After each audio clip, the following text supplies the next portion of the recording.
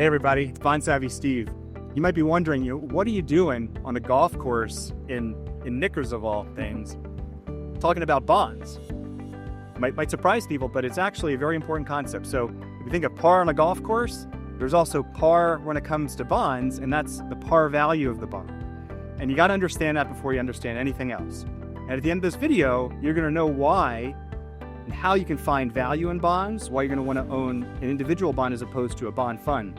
Make sure if you like this video, give it a like, subscribe. We're going to continue to give you great videos about bonds.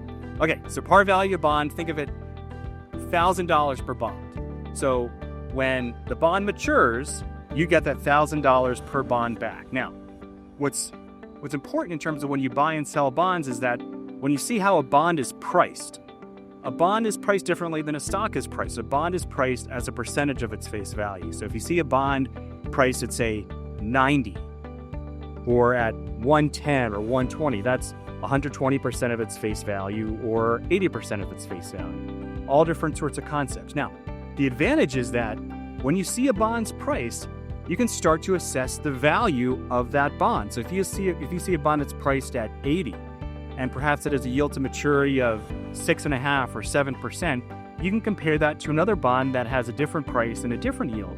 And then you can compare it to the issuing companies, either the corporation who issued the bond. You compare that to that company's financials. And so you've got all these different things to assess, is this bond a good value or not?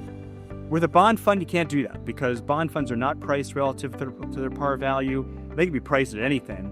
And bond funds don't have underlying financial metrics. So you cannot assess the value of a bond fund like you can with an individual bond. So this is the first lesson in terms of bond, but really important to understand the par value of the bond and how you can start to assess whether it's a good value or not a good value.